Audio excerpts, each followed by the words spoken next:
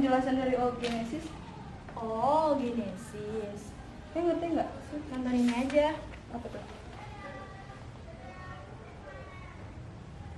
Hai teman-teman, kali ini kita akan belajar tentang oogenesis. Nah, sebelumnya kalian sudah pada tahu belum apa itu oogenesis? Jadi, oogenesis adalah proses pembentukan sel ovum di dalam ovarium. Nah, sel telur itu berasal dari sel induk telur yang biasa kita sebut dengan oogonium. Oogonium ini memiliki 23 pasang kromosom yang memiliki sifat diploid. Pada ovarium yang ada di dalam sel tubuh embrio itu terdapat sekitar 600.000 buah sel induk telur. Namun pada saat ketika embrio mulai menuju usia 5 bulan, oogonium itu akan memperbaik diri secara mitosis sehingga kemudian terbentuk sekitar kurang lebih 7 juta oosit. Oosit itu apa sih? Oosit itu adalah salah satu sel dalam ovarium yang mengalami mitosis untuk pembentukan ovum. Dalam produksinya, sel telur ini memiliki perbedaan dengan sel sperma. Lain halnya dengan sel sperma pada laki-laki yang dapat diproduksi secara setiap hari, sel telur pada wanita itu hanya dapat diproduksi secara terbatas. Pada saat lahir, dua ovarium ini mampu mengandung sekitar 2 juta sel telur. Namun, pada saat ketika usia kita menginjak 7 tahun, sel telur yang ada di dalam ovarium kita ini berkurang hingga jumlahnya tersisa 300.000 buah sel telur saja. Nah, jumlah ini akan terus berkurang seiring dengan bertambahnya waktu. Lalu, ada informasi tambahan juga nih buat kalian. Selama proses reproduksi, sel telur yang dikeluarkan itu hanya berkisar 400 sampai 500 buah saja. Bila kita hitung, setiap sel telur ini akan mengalami ovulasi di setiap bulannya, yaitu terhitung sejak seorang wanita telah dewasa atau matang, sehingga seorang wanita tersebut mengalami menstruasi pertama. Biasanya, seorang wanita itu memiliki masa subur sekitar 33 sampai 41 tahun. Tapi, perlu diingat lagi nih, bahwa setiap masa subur seorang wanita itu berbeda-beda karena dipengaruhi oleh beberapa faktor. Lalu apa saja ya faktor tersebut? Nah, yang pertama ini adalah gaya hidup. Yang kedua ini adalah faktor gen. Yang ketiga itu adalah obesitas. Dan yang keempat itu adalah penyakit lainnya. Nah, sekarang kita akan membahas tentang tahapan-tahapan yang terjadi di oogenesis. Tahapan-tahapan yang terjadi di oogenesis itu ada mitosis, meiosis 1, dan meiosis 2. Sekarang, saya akan membahas secara singkat tentang bagaimana mitosis di oogenesis. Proses mitosis oogonium telah terjadi sebelum individu dilahirkan. Pembelahan ini menghasilkan oosit primer. Nah, di antara masa kelahiran hingga pubertas, oosit primer 2N mereplikasi DNA dan masuki profase 1.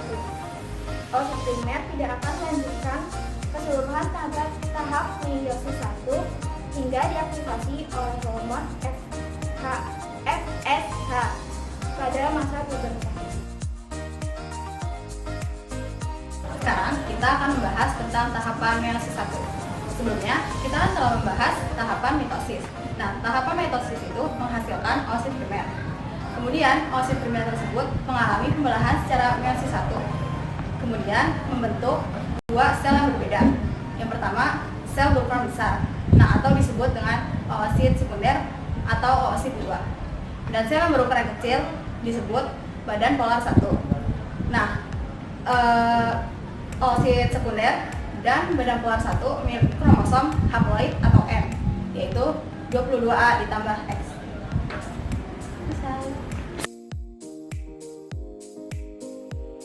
Nah, pada tahap selanjutnya, oosit sekunder dan badan kutub primer akan mengalami pembelahan meiosis kedua. Pada saat itu, oosit sekunder akan membelah menjadi dua sel. Nah, dua sel itu terdiri dari sel yang berukuran kecil dan sel yang berukuran normal. Sel yang berukuran normal itu disebut dengan oosit, sedangkan sel yang berukuran lebih kecil disebut dengan badan polar sekunder. Nah, pada badan kutub tersebut bergabung dengan badan kutub sekunder lainnya yang berasal dari badan kutub primer. Nah, pada badan kutub primer itu terdapat dua badan kutub sekunder. Maka dari total semuanya itu terdapat tiga badan kutub sekunder. Jadi, otit akan mengalami perkembangan lebih lanjut yaitu menjadi ovum matang. Sedangkan ketiga badan kutub sekunder akan mengalami degenerasi atau hancur. Nah, teman-teman, sekarang kita akan mempelajari tentang menopause. Apa sih itu menopause? Menopause adalah berakhirnya siklus menstruasi pada wanita yang umumnya terjadi saat wanita itu memasuki umur 45 tahun sampai 55 tahun. Seorang wanita dikatakan sudah menopause apabila tidak mengalami menstruasi lagi minimal 12 bulan. Nah, sekarang kita akan mempelajari mengenai gejala menopause. Gejala menopause itu sendiri artinya adalah perubahan menuju menopause yang terjadi secara bertahap. Masa terjadinya disebut masa perimenopause yang terjadi sejak awal umur 40 tahun. Nah, gejala pertama yaitu perubahan siklus menstruasi, yaitu berupa tidak teraturnya menstruasi, bisa jadi terlambat atau terlalu cepat, dan darah yang dikeluarkan saat menstruasi bisa terlalu lebih banyak ataupun lebih sedikit dari biasanya. Nah, yang kedua yaitu perubahan penampilan fisik.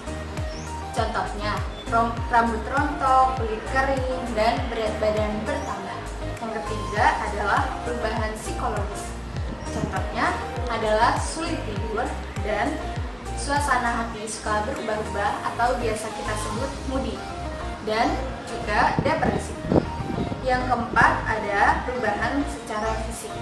Contohnya itu kayak mudah gerak, berkeringat, pusing, susah tidur di malam hari, jantung berdebar, infeksi pada saluran.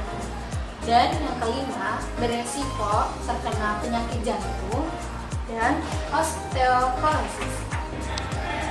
Teman-teman, ternyata menopause dapat terjadi sebelum memasuki usia 45 tahun loh. Dapat dikatakan itu sebagai menopause dini. Nah, di sini saya akan menjabarkan apa saja penyebab menopause dini.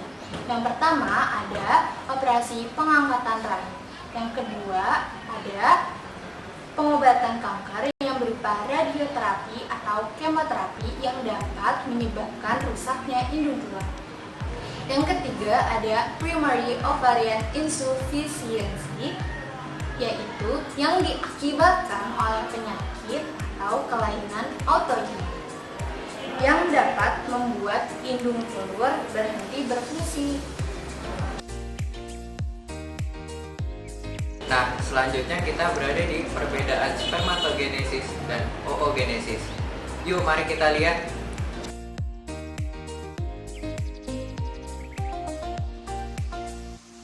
Spermatogenesis berada di tubulus seminiferus dalam testis, sedangkan oogenesis berada di ovarium.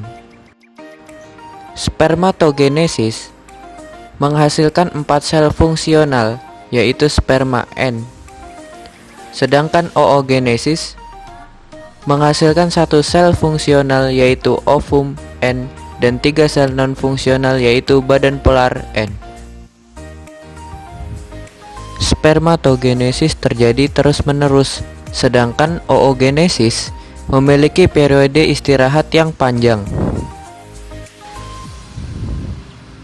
Spermatogenesis memiliki ukuran yang sama, sedangkan oogenesis memiliki ukuran yang berbeda. Ovum berukuran lebih besar.